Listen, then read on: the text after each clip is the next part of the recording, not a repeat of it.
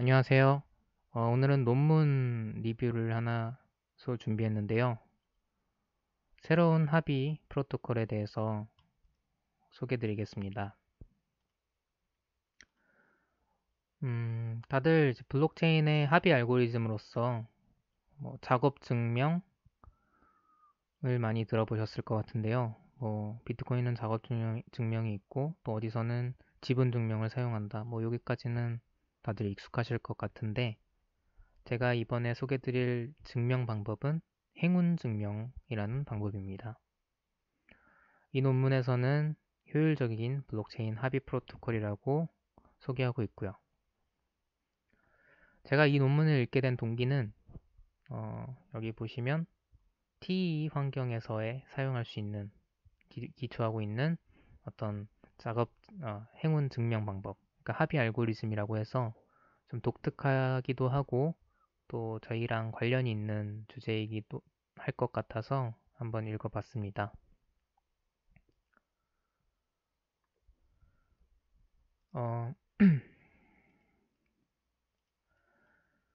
먼저 비트코인에 대해서 간략하게 설명을 드리고 계속해서 발표를 진행하겠습니다. 비트코인은 블록체인 시스템인데요. 가상화폐로서 사용되고 있고 아마 존재하는 모든 블록체인 시스템 중에 가장 널리 쓰이고 있는 게 아닐까 싶습니다. 블록체인 시스템이 사용되는데 가상화폐로서 사용될 수 있다는 점이 되게 독특한 것인데요, 사실. 그 말은 이러한 분산된 원장을 사용한다는 건데 그 원장에 참여하는 사람들이 상호 불신의 관계에 있기 때문입니다. 서로가 서로를 알지 못하고 신뢰할 수 없는 환경에서 가상화폐로서 역할을 하려면 그 원장에 합의할 수 있는 어떤 알고리즘이 필요하다는 의미입니다. 그게 만족돼야지 사람들은 신뢰를 하고 그 원장을 이용할 수 있겠죠. 비트코인에서는 그 합의의 방법으로 작업 증명이라는 방법을 활용합니다. 작업 증명이란 줄여서 POW라고도 많이 불리는데요. 우선은 합의 알고리즘입니다. 합의 알고리즘들이라고 표현한 이유는 작업 증명도 어떤 작업을 증명하냐에 따라서 조금씩 달라질 수 있기 때문인데요. 가장 기본적인 것은 들어가는 논스 값을 조정해서 특정 그 논스 값을 포함한 총 헤더의 해시를 계산했을 때 타겟 해시보다 그 값이 작게 되면 그렇게 되면은 그 작업을 인정하여서 작업을 인정해주는 그런 방법이 이제 가장 기본적인 POW고요. 그 외에도 다른 문제들을 낼 수 있겠죠. 지금 제가 낸 문제는 해시값을 맞춰 해시값보다 작은 특정 해시값보다 작은 값이 나오도록 네가 논스 값을 조정해봐라. 이런 얘기였다고 하면은 다른 문제를 내서 다른 작업을 하게 만들어서 그것을 증명하게 할 수도 있을 것입니다. 단점을 얘기를 하자면 비용이 굉장히 많이 듭니다. 비용을 얘기하면 시간과 에너지를 줄 수 있는데요. 먼저 에너지부터 말씀을 드리겠습니다. 에너지는 요 위쪽 요 부분을 보시면 설명을 드리겠습니다. 비트코인의 전력 소모량이 싱가포르와 포르투갈을 능가했다라고 나와 있는데요. 현재가 아니라 2018년에 비트코인 네트워크가 비트코인을 발굴하기 위해서 총 사용하는 전력량이 50테라와트 아워라고 합니다. 1년에. 이게 얼마나 큰 수치인지 저는 감이 안 잡혔는데 밑에 보니까 싱가포르가 49.5테라와트 아워를 1년에 사용하고 있다고 해요. 그러니까 한 국가보다 많은 전력량이 비트코인의 채굴에 이용되고 있다는 이야기입니다. 여기 들어가시면은 기사 내용 확인하실 수 있고요. 그만큼 에너지가 많이 쓰인다는 것이고 비트코인 채굴을 위해서, 그러니까 채굴이라는 건 POW를 하기 위해서, 그 POW가 대부분의 작업이거든요. 그러니까 POW 하기 위해서 굉장히 많은 에너지를 사용한다는 얘기고, 그 에너지를 많이 또 사용하게 되는 이유가 비트코인이 되게 핫하게 되면서 많은 사람들이 비트코인 채굴에 관심을 가지게 되면서 어, 그 연산 파워가, 그 컴퓨테이션 파워가 증가했습니다. 근데 비트코인은 이제 10분이라고 블록을 생성하는 시간을 조정을 하는데요. 그 조정되는 시간은 어떻게 조정이 되냐면 컴퓨테이션 파워가 세지면은 이제 문제의 난이도를 높임으로써 문제를 난이도를 조정을 하게 됩니다. 그러면은 비트코인은 핫하게 되면서 많은 사람들이 몰리니까 컴퓨테이션 파워가 세졌을 것이고, 거기에 따라 문제가 더 어려워져서 코인을 채굴하기 위해 필요한 연산량이 더 많아지게 되고, 그러면 더 많은 에너지를 소모하게 되는 그런 현상이 발생한 것이죠. 그래서 이 비트코인, 더 자세히 말하면 피오 작업 증명의 전력, 에너지 소모량은 크게 이슈가 되고 있고, 이것을 해결하기 위한 많은 연구들이 있습니다. 가장 이제 또 알고 있는 방법이 지분, 자기가 얼마나 많은 지분을, 그 네트워크의 지분을 갖고 있다는 것을 증명해서 하는 방법이 있고, 프루프 오브 번이라고 접근할 수 없는 어떤 주소에다가 화폐를 보냄으로써 내가 많은 지분을 접근할 수 없다는 것은 버린다는 의미거든요. 그 많이 버림으로써 내가 많이 기여를 하고 있다, 이런 것을 증명하는 방법이 또 있습니다. 자, 에너지에 대해서 살펴봤었고, 이제 시간에 대해서 살펴보면은 아래쪽을 보겠습니다. 비트코인에서 사용하는 POW 작업 증명은 블록 타임, 블록이 생성되는 시간을 10분으로 조정합니다. 앞서 말씀드렸듯이 난이도를 조정을 하는데, 그 난이도의 조정을 통해서 항상 블록이 평균적으로 10분에 하나꼴로 나오게 한다는 얘기죠. 이렇게 하는 이유는 포크의 수를 감소시키기 위해서인데요. 이 말을 좀 설명을 드리면, 예를 들어서 네트워크 지연율이 내가 내가 만들어낸 블록을 전파를 하기 위한 네트워크가 있다고 치면, 그 네트워크 지연율이 예를 들어 1분이라고 가정을 해봅시다. 다시 말해 1분 동안은 동일한 사람이 나타날 수 있는 것입니다. 왜냐하면 내가 만들었어 라고 전파를 했는데 다른 사람들은 못 들은 상태에서 또 자기도 만들었다고 얘기를 할 수 있는 상황이 온 거죠. 그때가 되면 누가 더 빨리 만들었어, 이거는 더 빨리 만들어 본 사람을 찾으면 되겠지만, 그런데 어쨌든 그 1분, 네트워크 지연율 1분 동안에는 그런 사람이 많이 생길 수 있다는 것입니다. 이거는 이제 네트워크의 부하를 굉장히 증가시키게 됩니다. 누가 많냐 이런 것을 따지기 위해서요. 근데 만약에 지연율이 1분인데 지연율이 1분인 상황에서 평균 블록 생성 시간이 예를 들어서 2분이라고 해봅시다. 그럼 이 지연율 내에 1분 내에 올 수 있는 범위가 굉장히 많을 것입니다. 그러니까 평균적으로 2분이 된다는 것은 이 평균보다 떨어지는 1분 내의 것들이 될 확률이 굉장히 높다는 얘기죠. 그럼 이것은 이 사람들은 전부 다 포크가 일어나게 되겠죠. 내가 맞아 하는 사람들이 엄청나게 많아질 텐데, 근데 만약에 이것을 이 선을 오른쪽으로 좀 옮겨서 한 10분으로 했다고 쳐봅시다. 그럼 아까 말했던 지연율 1분보다 10분으로 옮기게 되면 아까 말했던 지연율 1분이 나올 확률은 굉장히 적어지게 될 것입니다. 그렇게 되면은 네트워크의 효율성이 증가하겠죠. 그러니까 이 장치는 지연율이 고정되어 있는 상황에서 블록 타임을 증가시키면 네트워크의 그 그 혼잡도가 떨어진다는 것을 보입니다. 이런 설계의 원리를 가지고 블록 타임을 10분으로 정해놨는데 문제는 이게 굉장히 긴 시간이라는 이야기입니다. 뭔가 거래를 하나 하려고 하는데 10분이 걸린다는 것이 지금 시대에는 조금 맞지 않을 수 있기 때문입니다.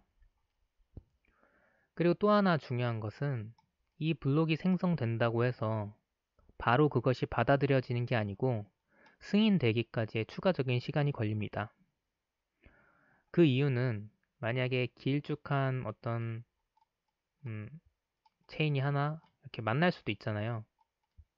그러면 이제 누가 더 기냐 대결을 해가지고 내가 더 길어 하는 애가 당첨이 돼가지고 얘로 될 텐데 문제는 내 블록이 여기에 들어가 있을 수도 있는 거죠. 근데 그걸 이제 지엽적으로 보고 이 블록 바로 됐으니까 안전하다라고 선택을 탁 하는 게 아니고 내 블록 뒤로 6개의 블록이 추가됐을 때 이게 내가 채굴한 블록이라고 하면은 내 블록대로 6개의 추가적인 블록이 들어왔을 때 이 블록은 안전한 블록이다 해서 승인을 하고 계좌에 지급을 하게 비트코인을 지급하게 됩니다. 실제로 비트코인에서도 채굴했다고 바로 돈을 주는 게 아니라 이렇게 이 작업을 거치고 난 다음에 계좌에 돈이 지급된다고 합니다. 저는 안 해봐서 모르겠는데. 아무튼 이게 그럼 블록 생성 타임이 10분이고 애프터 6 블럭이라는 것은 60분이잖아요. 그러니까 되기까지 1시간이 걸린다는 얘기죠. 이런 문제들이 시간 비효율적인 문제들이 존재하고 이런 것들이 조금 맞지 않다는 얘기입니다. 거래는 빠르고 물론 정확한 게 더 중요하겠지만 또 빠른 것도 이슈가 될 수 있으니까요.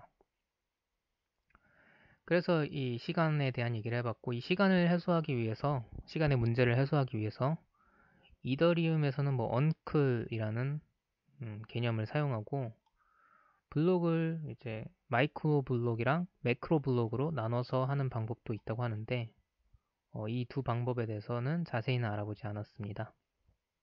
궁금하시면 찾아서 보시면 될 것 같고요. 프루프 오브 작업 증명 방식의 문제가 타임, 시간과 에너지 효율성 두 가지가 있다는 것을 설명드렸습니다. 그래서 이 논문에서 제안하는 거는 이 합의 모델을 새롭게 제안해보자. 근데 TE를 사용해보자 이거든요. 그래서 TE가 뭐냐면 신뢰 실행 환경의 줄임말로 Trusted Execution Environment의 줄임말입니다. 대표적인 걸로 인텔 SGX가 있고 뭐 ARM이라는 곳에서는 트러스트 존을 사용합니다. 트러스트 존이라는 어떤 것도 있습니다. 다양한 TE가 존재하는데 이 논문에서는 인텔 SGX를 기준으로 설명했고 이러한 SGX와 비슷한 기능을 하는 암트러스트나 뭐 다른 TEE 환경에서도 적용될 수 있을 것이다 라고 얘기하고 있습니다. 이렇게 사용했을 때 얻을 수 있는 장점은 뭐가 있냐면 정확한 처리를 하도록 얘기할 수 있습니다. TE 환경은 말 그대로 신뢰할 수 있는 실행 환경이거든요. 그 환경 내에서는 특정 코드가 무결성이 유지되면서 실행되게 됩니다. 그러니까 더 많은 권한을 가지고도 그 운영자의 권한을 가지고도 안에 있는 내용을 수정하거나 바꾸거나 볼 수가 없습니다. 그렇기 때문에 이 채굴을 하는 만약에 어떤 합의 알고리즘을 사용하더라도 그 꼼수를 사용할 수 없고 정해진 방식대로 프로세싱을 한다는 것 이게 장점이 될 수 있고요. 이 장점이 생각보다 크게 될 수 있습니다. 뒤에서 보시면 될 것 같고 그리고 시빌스라는 것에 제약을 둔다고 하는데 시빌 어택이라고 해서 블록체인과 되게 관련 있는 말인데 블록체인에서 제일 처음 쓰였던 말은 아닌 것 같습니다. 다수의 노드를 제어할 수 있는 어떤 한 사람이 다수인 척하면서 네트워크에 혼선을 주는 공격을 얘기합니다. 가장 쉬운 예로 위키 같은 사이트에서는 토론장에 딱 들어가면은 어떤 한 주제가 맞는지 틀린지를 가지고 사람들이 토론을 해서 이거를 위키에 업로드를 하잖아요. 근데 한 사람이 다중 계정을 만들어서 이게 맞는 것처럼 막 얘기를 해서 그게 올라가게 되면은 이제 정보 공유에 이제 혼선을 주겠죠. 이런 게 대표적인 방법의 시빌 어택입니다. 블록체인에서도 마찬가지로 여러 명, 다수의 노드가 손상되었을 때 가장 유명한 공격으로 51% 공격이 있는데 다수의 노드가 손상되었을 땐 그걸 이용해 가지고 공격을 할 수 있기 때문에 그거를 제한할 수 있는 게 이제 또 인텔 SGX라고 하는 것인데 그 이유는 또 뒤에 더 자세히 설명을 드리겠습니다. 제가 그래서 SGX하고 블록체인에서 좀 찾아보니까 SGX에서도 블록체인을 이게 지금 인텔에서 가져온 건데요. 요 주소인데 인텔에서도 SGX를 사용하면은 프라이버시랑 시큐리티를 지킬 수 있다. 블록체인에 이렇게 얘기를 하고 있더라고요. 동시에 이제 처리율이랑 합의의 효율성에 대해서도 얘기를 하는데 요 ABX를 사용하거나 아니면 AES 가속기들을 사용해 가지고 하면은 괜찮을 것 같다라고 얘기를 하더라고요. 또 하나 얘기를 드리면 인텔이 하이퍼레저라고 어떤 블록체인 오픈소스 프로젝트가 있습니다. 거기에 이제 SGX를 적용하려고 하는 것 같아요. 그래서 요 소우투스 요게 프로젝트 네임인 것 같은데 하이퍼레저에 요거를 지금 커미트먼트 하려고 하고 있다라는 얘기도 공식 홈페이지에 나와 있더라고요. 근데 뭐 정말 막 활발히 연구되고 뭐지? 이미 다 뭐 완전히 연구되고 그런 건 아닌 것 같고 지금 되게 개발 중인 것 같습니다.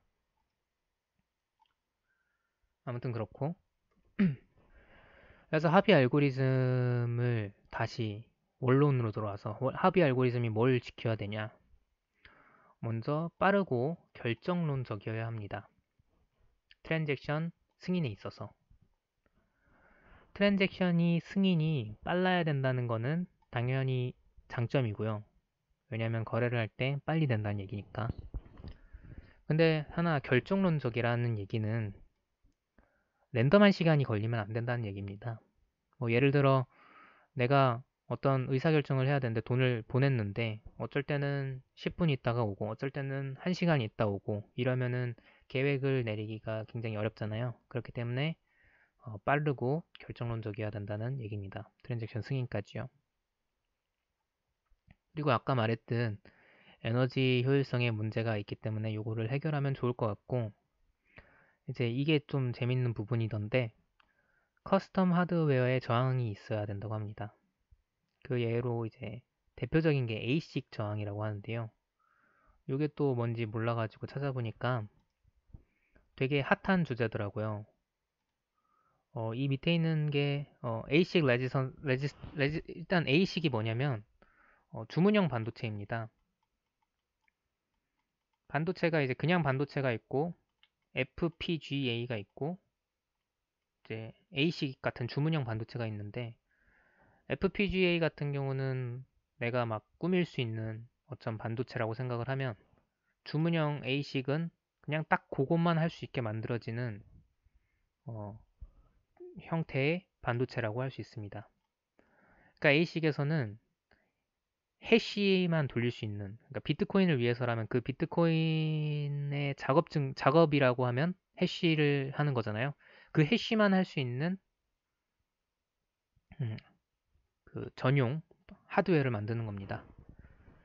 그렇게 함으로써 이제 무슨 혜택을 볼 수 있는데 라고 하면은 이제 일반적인 GPU 같은 경우에는 가장 빠른 해시율입니다. 이게 해시 속도인데 가장 빠른 것만 해도 4500인데 이게 지금 2016년 자료고요. 여기 보시면은 나옵니다. 이게 가장 빠른 게 4500이고 A식 중에서는 가장 빠른 게 지금 이런데 지금 1000배 차이가 나잖아요. 그래서 A식을 사는 사람은 그러니까 1000명 역할을 하는 거죠. 이 한 사람 일반적인 한 사람이 있다 치면 이 사람도 근데 되게 돈 많은 사람일 텐데 GPU 비싼 거 샀으니까. 근데 이 사람은 돈을 가지고 이제 1000명 뭐 돈 없는 사람들이랑 비교를 해보면 뭐 3,000명, 뭐 이렇게까지, 뭐 2,000명 이렇게까지도 될 수 있는 역할을 혼자서 해낸다는 얘기거든요. 이렇게 되면 뭐가 문제냐? 바로 이제 비트코인 같은 경우에는 이미 컴퓨테이션 파워가 올라올 대로 올라와서 사실 큰 상관이 없다고 할 수도 있을 것 같습니다. 가격도 어느 정도 비싸게 형성이 됐고요. 근데 만약에 작은 블록체인 같은 경우에는 이제 초반에 이렇게 큰 해시, 그 큰 파워를 가진 애가 들어와가지고 작업 증명을 다 해버리면 이제 사람들이 예를 들면 5천 명이 모였는데 그 중에서 막 한 명 한 명이 다 요 정도 갖고 있는데 혼자서 1,000명 역할을 하고 이런 사람이 3명만 모여도 이제 과반수를 초과하는 3,000명의 파워를 갖는 거잖아요. 그러면 과반수 초과하니까 그 시스템을 완전히 망가뜨릴 수 있겠죠. 그러면 이게 과연 정말 분산된 원장으로서의 분산된 블록체인으로서 분산된 역할을 잘 하냐는 의미입니다.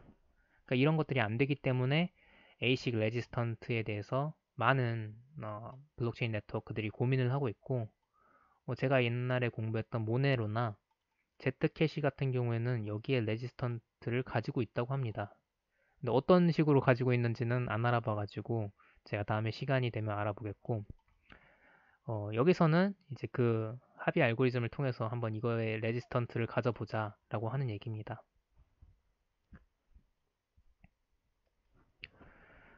자, 그래서 일단은 프루프 오브 워크를 단순히 TEE 환경, 아까 인텔 SGX 같은 트러스트 신뢰 실행 환경에서 함으로써 얻는 장점들이 있으니까 일단 그 알고리즘을 한번 보겠습니다.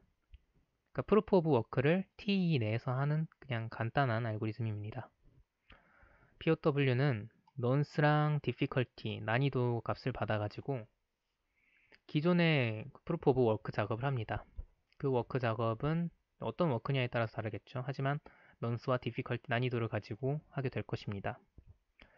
그것에 대한 결과를 내고 assert, 이 assert라는 키워드는 이 assert 다음이 맞으면 넘어가고 안 맞으면 그냥 끝내버리는 강력한 중간에서 제어해주는 키워드인데요.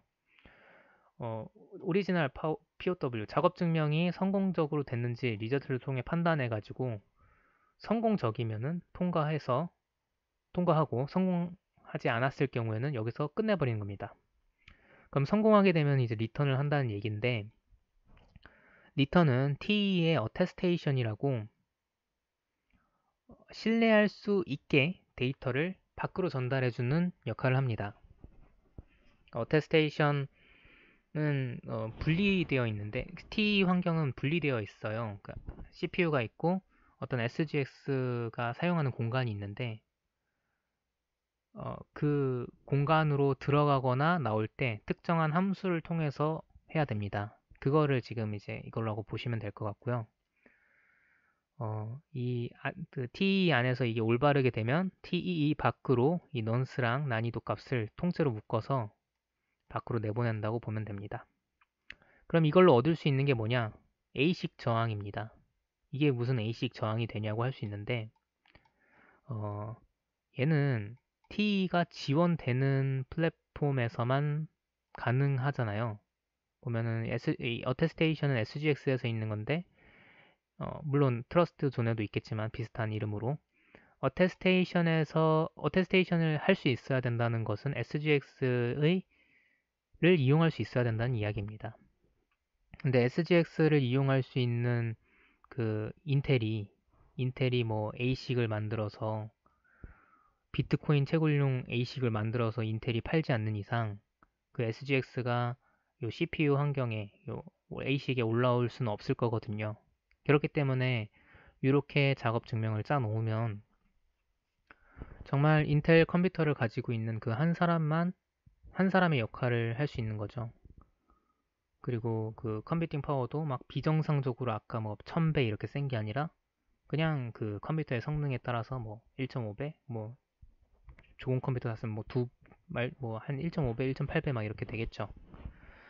그러니까 ASIC 저항이 가능하다는 거고, 그리고 코렉트 프로세스, 올바른 프로세스 처리를 할 수 있습니다.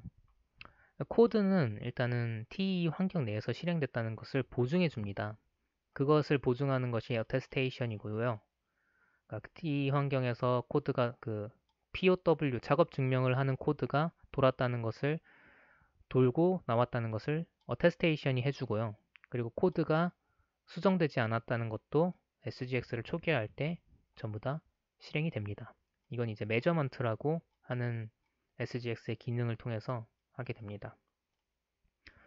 아무튼 그 두 가지를 통해서 코드가 무결성이 있고 TE 환경에서 돌았다는 것을 보증해 주기 때문에 이제 장점을 얻을 수 있다는 얘기입니다. 자, 이거는 그러니까 단순히 원래 있던 작업 증명이라는 것을 SGX 내부에서 해보면 어떨까라는 아이디어에서 나온 것이고요.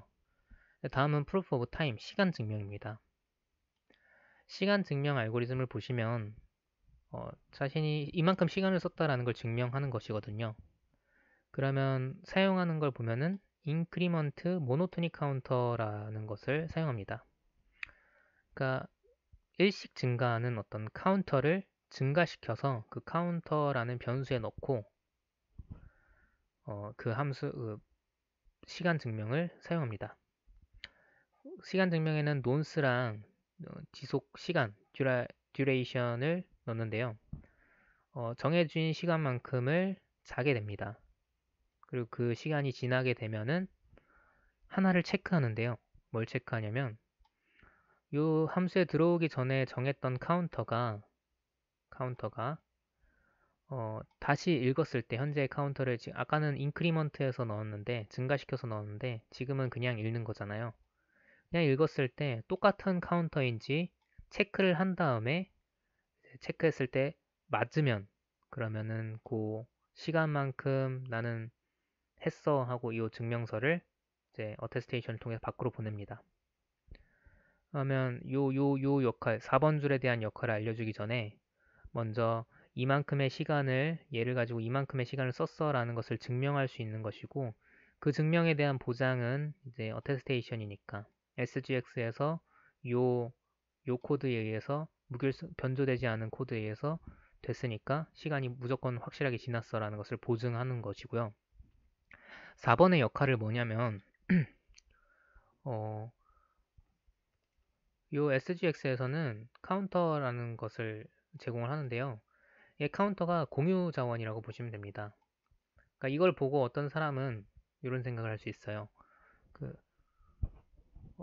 병렬로 그 SGX 안에서 트러스트 존을 만들 수 있는데 그 트러스트 존을 여러 개 만들 수 있거든요. 그럼 여러 개 만들어서 나는 병렬로 이제 10개를 켜놓고 10초 기다리라고 했는데 원래 10번 그 작업 시간 증명을 하려면은 100초가 필요한 건데 10개를 틀어놓고 10초 만에 할 수 있다는 거죠. 근데 그런 것을 방지하기 위한 장치로 이게 고안이 된 거고 어떻게 방지하냐면 얘가 공유 자원이라서 만약에 이 프루프 오브 타임 알고리즘이 다른 데서 같은 CPU 내 다른 데서 하게 되면은 요 인크리먼트가 같이 증가시킵니다. 예를 들어 카운터가 여기서 1로 세팅이 됐어요. 0이었는데 1 증가시켜서 넣었어요. 그리고 여기 다른 데서 병렬적으로 또 실행이 돼서 카운터는 들어가면은 여기가 2가 되는 겁니다. 그리고 2가 된 상태에서 이 카운터가 지금 이 지역 변수로 선언이 됐었으니까 여기가 1이죠. 근데 단순히 읽기만 했는데 아까 인크리먼트가 실행된 다른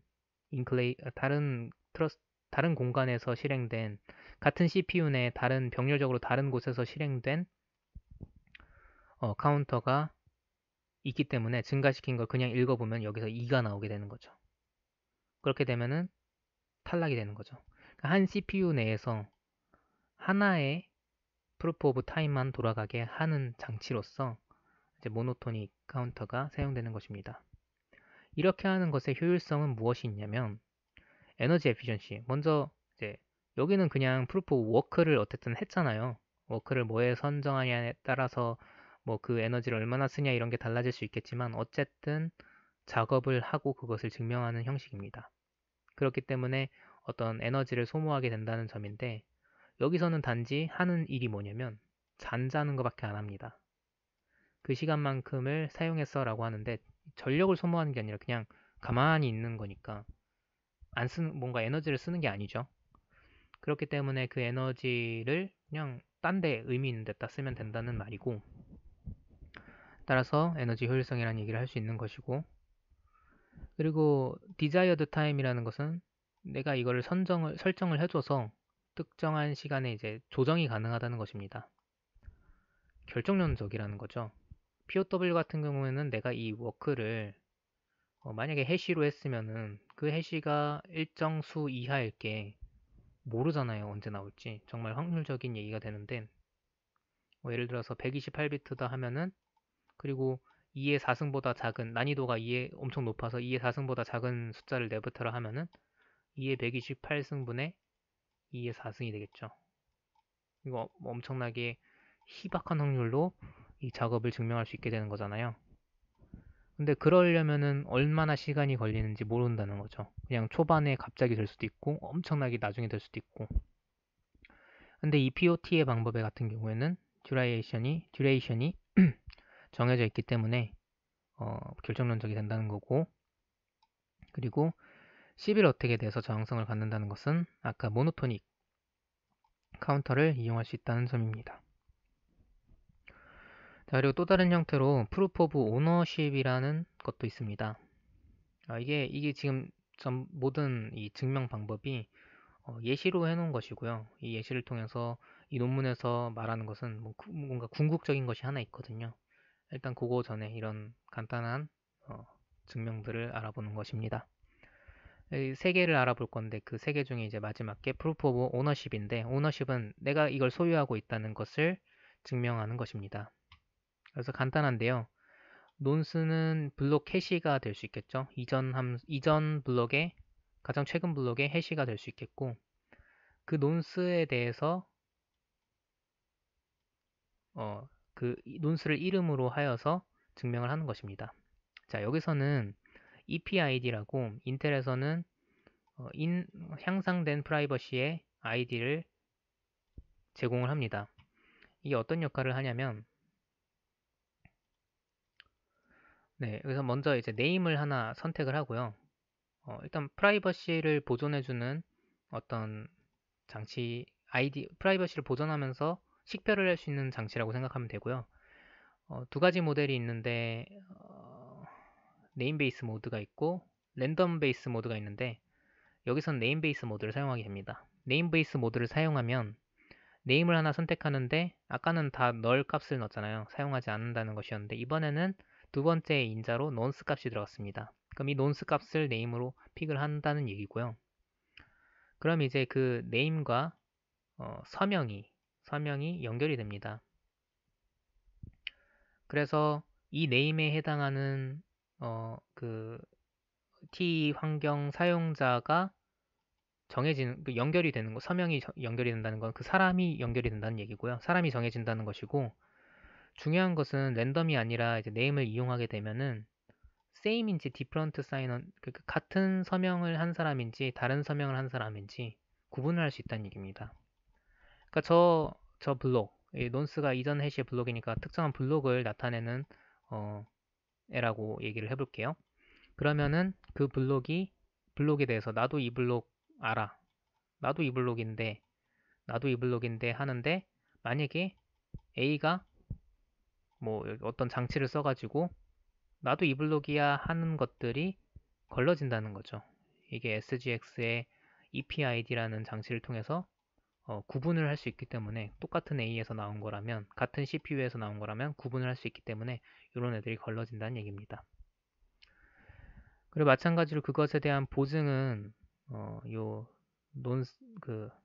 어테스테이션이라는 장치를 통해서 SGX 안에서 일어났다는 것을 보증할 수 있기 때문에 이런 걸 신뢰할 수 있는 것이고요. 모든 알고리즘이 일단 인텔 SGX에 의존하고 있다고 하는 것이 당연하지만 뭐 그런 한계가 될 수 있는데요. 아무튼 이런 방식을 통해서 시빌 어택에서도 저항을 할 수 있다는 이야기입니다. 지금까지 이제 세 가지 프루프 오브 워크랑 프루프 오브 타임이랑 프루프 오브 오너십에 대해서 알아봤고, 이제 이 논문에서 가장 중점적으로 얘기하는 프루프 오브 럭이라는 것에 대해서 알아보겠습니다. 프루프 오브 럭은 여기 있네요. 먼저 알고리즘 4 오니까 4부터 먼저 읽도록 하겠습니다. 먼저 1번 줄의 카운터 인크리먼트 모노토닉 카운터는 나중에 요 리드 모노토닉 카운터랑 세트로 해가지고 그 전 알고리즘에서 썼던 것 기법이고요. 그러니까 한 CPU에서 여러 병렬적으로 여러 개의 이 작업이 못 돌게 하는 거, 작업이 아니라 증명이 못 돌게 하는 게 요 카운터 장치고요. 그리고 라운드 블럭이랑 라운드 타임을 넣을 값이라고 일단은 초기화를 합니다. 그리고 어떻게 쓰이는지는 앞으로 설명을 드리겠습니다. 이게 초기화 작업이고, 다음으로 이제 럭 프리미티브에는 폴 라운드라는 함수와 폴 마인이라는 함수가 두 개가 이제 대표적으로 있습니다. 먼저 폴 라운드가 실행이 되고 어떤 특정한 시간 후에 정해진 시간 후에 폴 마인이라는 것이 실행이 되는데요. 먼저 폴 라운드는 블록이라는 값을 받습니다. 블록은 현재까지 알려진 최근 블록, 그러니까 가장 뒷 블록이 나타나게 되고요. 그 블록을 라운드 블록이라고 설정을 하고 시간을 정해서 라운드 타임이라고 설정을 합니다. 그러면 라운드 타임은 이제 라운드가 시작한 시간이 되겠고, 라운드 블럭은 특정 시점의 최후방 블록, 제일 마지막 블록이 되겠죠. 얘기를 하자면 막 체인이 이렇게 계속해서 쌓여가고 있는데 이렇게 막 쌓여가고 있다가 특정 시점에 딱 스탑을 해서 요 블록을 이제 라운드 블럭, 그리고 요 시점을 라운드 타임이라고 얘기하는 것입니다. 자, 그러면 이제 그 라운드가 실행이 딱 된 거고요. 그리고 after 라운드 타임 어떤 시간 후에 이제 폴 마인이 실행이 될 것인데 폴 마인이 갖는 값은 new 블럭의 헤더랑 previous 블럭의 값을 갖습니다. new 블럭이라면 이제 제가 생성할 블럭이고요. 그 생성할 블록의 헤더를 얘기합니다. 헤더에 포함되는 값은 여기 이렇게 보시면 페어런트랑 뉴 트랜잭션들이 있습니다. 뉴 트랜잭션은 블럭을 만들면서 대기하는 시간 동안 온 트랜잭션들의 집합을 얘기하고요. 페어런트는 이전 블록의 해시를 얘기합니다. 따라서 새로운 블록이 와서 그 헤더가 왔는데 이전 블록의 해시를 만족을 시켜야죠. 그래서 이 헤더가 지금 페어런트랑 뉴 트랜잭션을 갖고 있는데 헤더가 현재 이전 블록이라고 정해진 해시의 값과 만족을 해야 된다는 게 일단 1차적으로 검증할 내용입니다. 그러니까 새로운 블록의 헤더랑 이전 블록의 해시 값이랑 같아야 된다는 것은 이제 블록의 연결 관계를 갖기 위해 당연히 맞춰줘야 되는 부분이고요. 다음으로는 이제 부모가 같다라고 하는데 부모가 페어런트가 이전 블록의 해시잖아요. 지금까지 여기까지 라운드가 이제 한다라고 정해졌으면 이제 막 후보군들이 올 텐데 모든 후보군들이 지켜줘야 될 점이 바로 이전 라운드 블록의 페어런트, 이 블록의 페어런트랑 이제 새로 만들어질 블록의 이전 블록의 해시랑 같아야 된다는 얘기입니다. 그러니까 라운드 블록으로 정해진 블록이랑 모든 사람들이 생각하는 나 이제 여기에 붙일 거야 라고 했는데 그 블록이랑 같아야 된다는 거죠. 제가 말을 잘 못하고 있는데 뭐냐면 내가 이제 주장하는 블록의 이제 앞부분이랑 그리고 맨 처음에 이제 라운드 시작해가지고 정해진 요 라운드 블록의 앞부분이랑 같아야 된다는 얘기입니다. 그러니까 여기서부터 연결해 나갈 것인데 모든 들어오는 사람들이 요것을 바라보고 있는지를 확인해야 된다는 얘기입니다. 그래서 이것을 통해서 라운드 타임을 보장할 수 있는데요.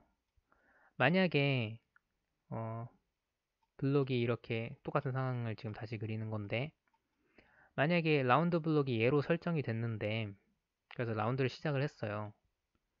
근데 예를 들어서 뭐 좀 시간이 뭐 엄청 흐른 다음에 블록을 가져와 가지고 나 여기 붙일 거야 하면은 안 된다는 거죠. 그러면 이제 블록의 종류가 바뀌어 있다는 거죠. 왜냐하면 시간이 흐른 다음에 블록이 추가되어 있을 것이고, 만약에 이전에 만들었던 뭐 블록이다 하면은, 이전에 만들었던 뭐 블록이다 하면은 요쯤에 있던 블록을 가져와 가지고 얘를 가리키고 있는 블록을 가져와서 나 이 블록에다 연결했던 거야 라고 거짓말을 칠 수 있기 때문에 라운드가 시작하고부터 특정한 시간 내에만 값을 받을 수 있는 것을 보장하는 방법이 얘가 되겠습니다.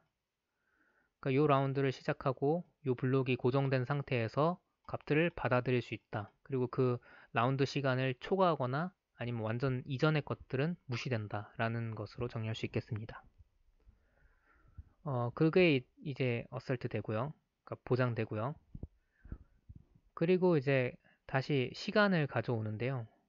시간도 이제 또 보장을 하는 게 뭐냐면 현재의 시간을 지금 이거 get trusted time도 T 환경에서 자체적으로 제공하는 시간이거든요. 그러니까 조작해서 넣을 수 없는 거라는 뜻입니다. 그래서 거기서 나오는 시간을 넣고 아까 전에 라운드 타임이 있었는데 라운드 시작한 타임이 있겠죠.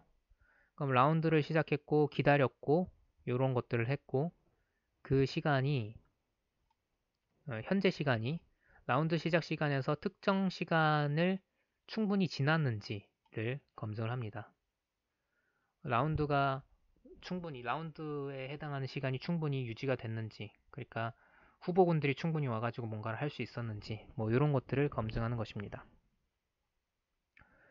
이것을 다 기다리고 나면은 이제 정해진 시간이 흘렀고 하다는 것이 보증이 되는 것이고, 이제 다 값들을 이제 초기화를 시킨 다음에 하나 더 장치가 있는데 랜덤한 값을 하나 뽑게 됩니다. 이걸 L이라는 표현을 쓰는데요. 얘가 log입니다. log, proof of log에서 가장 중요한 행운이라는 것인데요. 0에서 1 사이의 유니폼 디스트리뷰션에서 정기분포에서 뽑습니다. 그래서 하나 뽑아가지고 그게 이제 log이 되고 그 log이 자신이 뭔가 내세울 수 있는 게 되는 거죠. 내 블럭이 가장 좋다고 내세울 수 있는 게 되는 거죠. 일반적으로 높은 럭을 가질수록 그 블럭이 좋은 블럭이 됩니다. 근데 그 getRandom도 마찬가지로 랜덤 함수가 SGX 내부에 있기 때문에 이것을 마음대로 조작할 수 없다는 것입니다. 그래서 불필요한 것을 안 하고 그냥 랜덤 함수를 하나 뽑는 것인데 그게 신뢰할 수 있는 이유는 SGX 안에 있는 랜덤 함수를 이용해서 하기 때문에 말 그대로 정말 행운에 따라서 블록이 결정이 된다는 것이죠. 그리고 그 행운은 공평하고요. 정기분포에 있으니까. 그래서 sleep 그리고 이제 또 이 럭에 따라서 어떤 함수를 거쳐서 시간을 쉬게 합니다. 쇼트 딜레이가 있고 롱 딜레이가 있는데 만약에 L이라는 값이 높으면 행운이 높은 거잖아요. 행운이 높을 경우에는 F라는 함수에서 쇼트 딜레이를 줍니다. 짧은 지연을 주고 만약에 숫자가 낮으면은 긴 지연을 줍니다. 근데 이 이유가 뭐냐면 짧은 지연을 주는 동안에 계속해서 브로드캐스팅 형식으로 다른 값들이 전달을 받습니다. 근데 내 블록은 이제 럭이 작은 수 있고 높을 수 있잖아요. 근데 높을 경우에는 내 블록이 인정받을 확률이 높잖아요.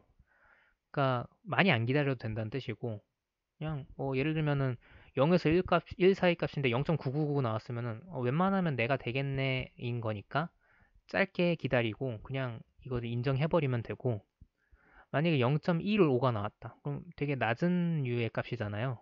뭐 하위 뭐 10%뭐 이럴 건데 하위 10%의 경우에는 나보다 높은 값이 나올 확률이 굉장히 높을 것이니까 이제 오래 기다리면서 기다려주겠다는 얘기입니다. 이러한 방법을 통해서 타임 에피션트 그러니까 굳이 내가 낮은 패를 뽑았으면은 그냥 이걸 위해서 뭔가 작업을 하는 게 아니라 그냥 기다렸다가 더 높은 값을 받아들이겠다. 더 높은 럭의 체인을 받아들이겠다라고 이야기하는 것이기 때문에 이제 효율성을 얘기할 수 있겠습니다. 이 부분에서는. 그리고 이 부분은 아까 말씀드렸듯 이제 한 CPU 내에서 다량의 다량의 프루프 증명이 실행될 수 없게 하는 장치였고요. 그것을 검증을 하고 마지막으로 그 검증이 된 헤더를 해시에서 넌스로 만든 다음에 그 넌스와 럭을 이제 어테스테이션 묶어서 바깥으로 보내게 됩니다. 자, 그 폴마인은 그래서 언제 실행이 되냐? 바로 커미트 할 때 실행이 됩니다. 커미트는 이런 행위를 말합니다. 체인이 있으면 새로운 트랜잭션들을 가지고 블록을 만들어서 그 블록을 체인 가장 뒷부분에 붙이는 것을 커미트라고 합니다. 그럼 여기 체인이라는 변수와 체인은 말 그대로 현재까지 형성된 체인이고요. 뉴 트랜잭션들은 들어오는 트랜잭션들입니다. 새로운 트랜잭션들입니다. 자, 그러면 먼저 여기 지워졌는데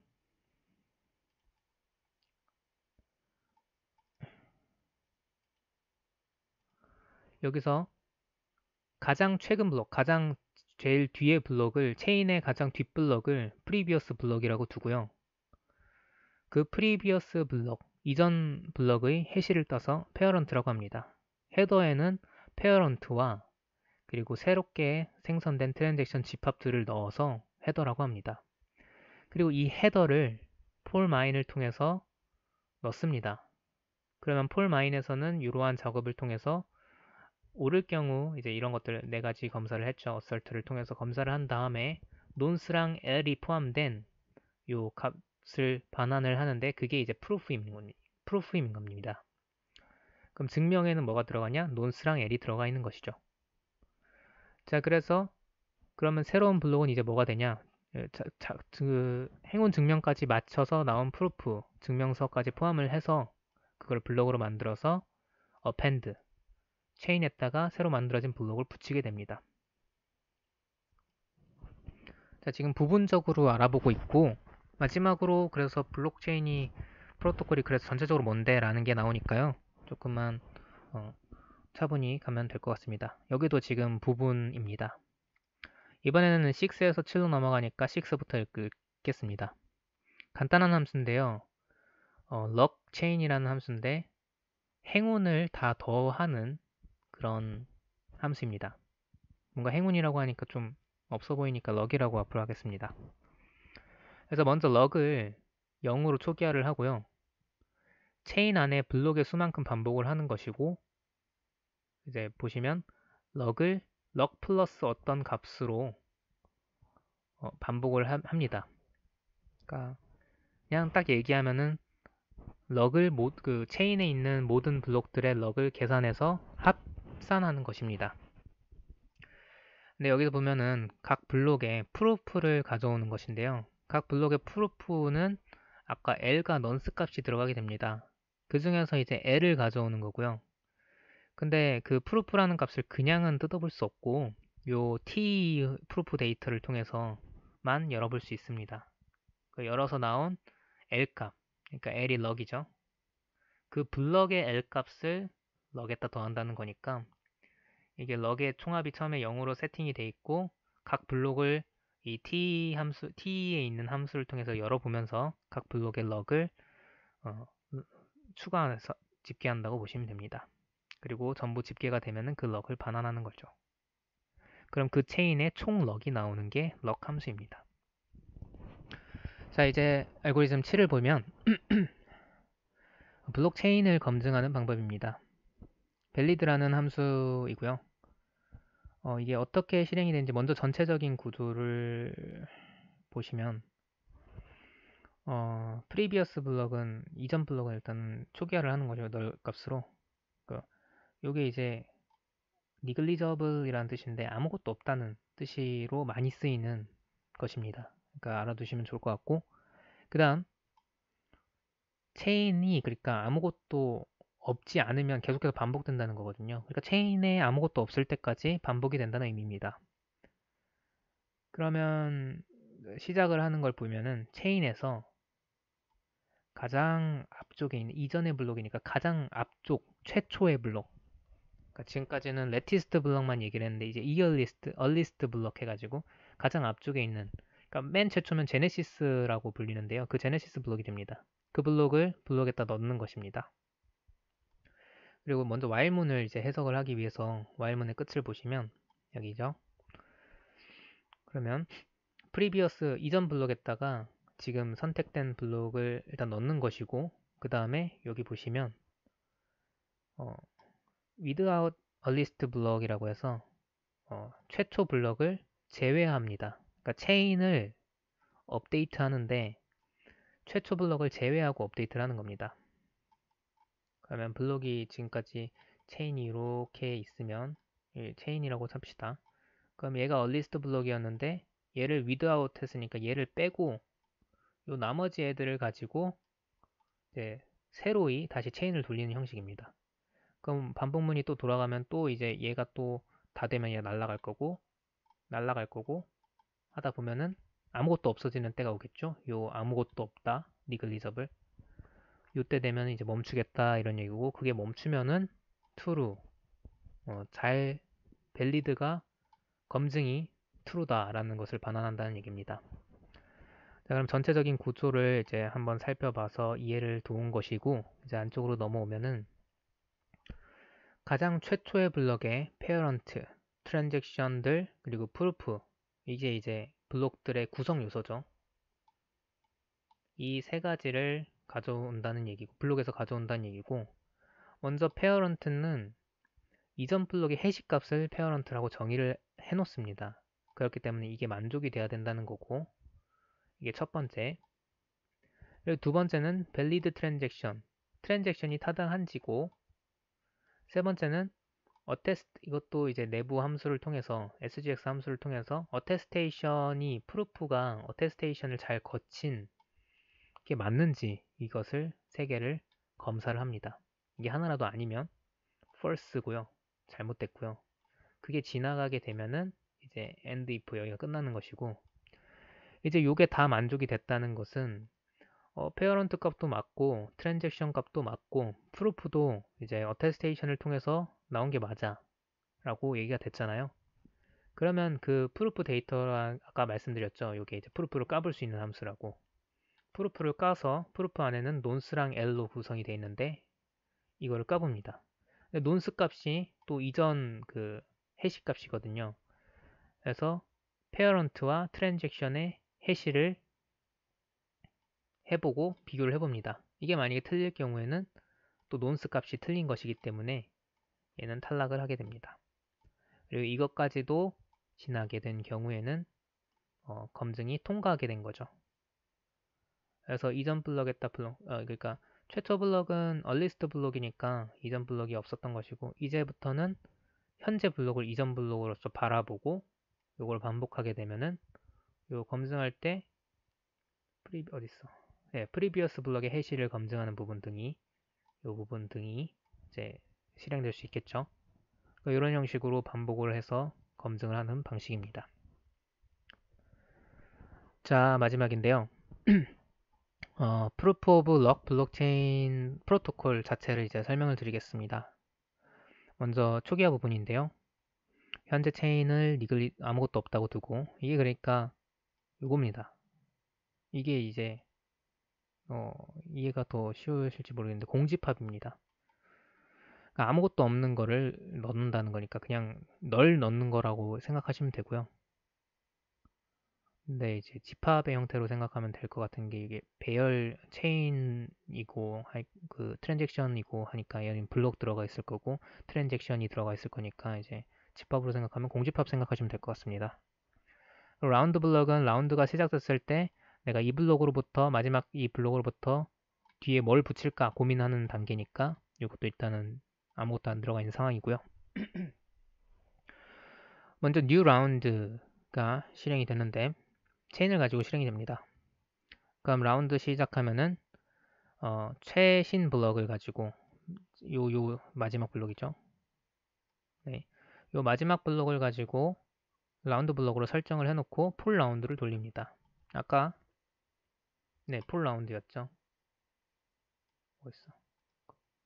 네, 풀 라운드를 하게 되고, 요거는 이제 나 지금부터 라운드 시작이니까 많은 행운을 가진 블록들을 가져와서 그 중에서 행운이 가장 높은 걸 선택하겠어 이거입니다. 네. 그래서 라운드 블록을 정해놓고 폴 라운드를 해놓고 이제 기다리게 됩니다. 라운드 타임 동안. 자, 기다리게 되는 동안 그러니까 그런 브로드캐스팅을 통해 받을 수 있는 값들이 이제 세 가지가 있는데요. 트랜잭션이 있고 체인이 있고 콜백이 있습니다. 만약에 트랜잭션이 왔을 경우에 블록을 내가 만들고 있는데 트랜잭션이 왔다 네트워크로부터 그럼 뭘 하면 되냐면 그 트랜잭션이 만약에 트랜잭션 집합 지금 내가 가지고 있는 집합인데 아무것도 안 들어있죠. 초초에는 반드시 들어가겠죠. 근데 뭐 다른 피어에서 똑같은 트랜잭션이 올 수도 있으니까 이런 조건이 들어가는 건데 아무튼 그 트랜잭션들의 집합에 속하지 않는 새로운 트랜잭션이 온다면 그러면 그 트랜잭션을 트랜잭션에 넣고 브로드캐스팅 합니다. 그러니까 트랜잭션 묶음을 만들어주는 역할을 하는 게 이 부분이고요. 그리고 체인이 올 수도 있는데요. 체인이 온다는 거는 이런 묶음이 온다는 얘기로 받아들이면 되겠습니다. 그래서 나는 체인을 이제 할 건데 제일 먼저 해야 될 거는 그 체인이 타당한지 밸리드라는 함수를 통해서 타당한지 확인을 하고 그 체인의 럭을 확인을 할 건데 여기 보시면은 newchain이라는 변수는 어디서도 쓰이지 않았는데 그냥 요 체인이라고 보시면 됩니다. 그러니까 새로 들어온 체인이랑 기존에 있던 체인이랑 행운을 비교해서 새로운 체인이 행운이 아니라 럭이라고 하기로 했죠. 럭이 더 높게 되면은 그게 더 높은 거라는 거죠. 그러니까 아까 럭이 뭐 한 블록당 0에서 1 사이로 이제 결정이 됐잖아요.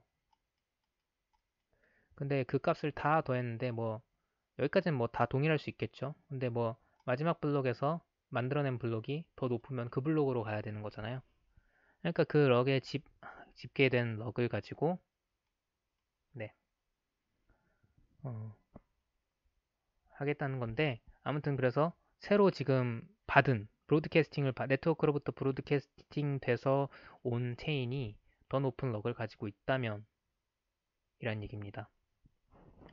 자, 그러면 현재 체인을 더 높은 체인으로 변경을 하고 그것을 이제 네트워크에다가 브로드캐스팅하는 방식입니다.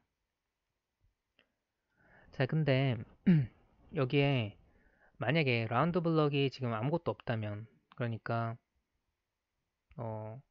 라운드 블럭이 이제 마이닝을 하기 위한 라운드를 시작했다라는 걸 알리는 거였잖아요. 근데 그때 아무것도 없다면 그냥 라운드를 이제 시작을 하면 됩니다. 이 체인을 기반으로. 그 사람은 그러니까 아무것도 안 가지고 있었던 사람인 거고 그냥 오는 것을 온체인을 가지고 뉴 라운드를 시작하면 되는 거고 채굴을 시작하면 되고요. 만약에 그렇지 않다면 레티스트 블럭 체인을 가져옵니다. 그래서 그거를 새로 온 체인이죠. 온 체인의 레티스 블럭을 가져오고 라운드 블럭의 페어런트랑 그 블럭의 페어런트랑 비교를 하는 겁니다. 그러니까 여기를 지금 비교를 하는 거죠. 그 페어런트가 틀릴 경우 이제 새롭게 하고 그 페어런트가 같을 경우에는 넘어가게 됩니다. 그러니까 페어런트가 같다는 것은 지금까지 자기가 가지고 온 블록도 맞다는 얘기니까 괜찮은 건데요. 만약에 이 지금까지 가져온 게 틀렸고 근데 그게 다 보증이 된 건데 럭이 나보다 낮으면 그러니까 나보다 그냥 높은 럭을 가진 올바른 것을 찾는 거니까 사실 내가 틀린 겁니다. 그렇기 때문에 이제 라운드를 이제 새로 시작한다는 이야기입니다. 그러니까 두 개의 가지가 만났다고 생각하시면 될 것 같습니다. 그래서 근데 내가 졌으니까 그냥 페어런트가 다르다는 것은 가지가 달랐다는 것이고 내가 졌다는 상황입니다. 그리고 이제 콜백이 오면 시간이 흘러서 콜백이 오면은 지금까지 생성된 트랜잭션 집합들 요것들이 new transaction이라는 변수에 들어가고 트랜잭션은 이제 초기화가 되고 그리고 체인에다가 new transaction과 current chain 지금 이렇게 새로 가장 높은 럭을 가진 체인을 커밋하게 됩니다. 그 커밋에서 체인에 들어가게 되고요. 그 체인을 다시 되돌리게 됩니다. 네, 이런 방식으로 반복해서 네트워크가 계속해서 돌아가면 되는 구조이고요. 지금까지 프루프 오브 러크 블록체인에 대해서 알아본 건데 되게 신박한 알고리즘인 것 같습니다. 그리고 제가 예전에 SGX랑 뭐 블록체인이랑 연결해보면 좋을 것 같다라는 생각을 한 적이 있는데 그때는 이런 합의 알고리즘을 고려한 것이 아니라 단순히 블록체인에서 쓰는 데이터들 중에서 연산을 숨기고 싶은 데이터가 있다면 그때 그러니까 프라이버시 관련해서 생각을 했던 건데 의료 데이터 같은 경우에는 숨어서 뭔가 데이터를 계산을 하고 나온 결과만 가지고 공개를 하겠다, 뭐 블록체인에 공개를 하겠다 이런 얘기였는데 그거랑은 또 다른 맥락으로 SGX를 이용해서 잘 하는 것 같습니다. SGX라는 그 무결성이 지켜지는 코드의 무결성을 지켜주는 장치를 이용해서 어, 별다른 연산 없이도 어, 내가 이만큼의 시간을 썼다 또는 이만큼의 소요를 했다 뭐 이런 것들을 증명할 수 있게 되고 그것들은 사실 일반적인 컴퓨터에서 마음대로 조작할 수 있는 건데 근데 그게 아니라 어, 어테스테이션이라는 그 T의 어떤 장치를 이용해서 보증되는 값을 항상 준다는 거. 그것을 통해 SGX가 원래 느리겠지만 작업을 아예 안 해도 된다면은 오히려 더 빠를 수도 있겠죠. 그리고 기술이 발달한다면. 그러니까 되게 만약에 SGX 같은 T 환경이 널리 퍼진다고 하면은 그리고 모든 컴퓨터 또는 모든 핸드폰에 사용된다고 하면은 이러한 방식의 증명이 굉장히 효율적으로 사용될 수 있다는 생각이 듭니다. 자, 감사합니다. 그리고 질문은 열로 주세요. 이상 발표를 마치겠습니다.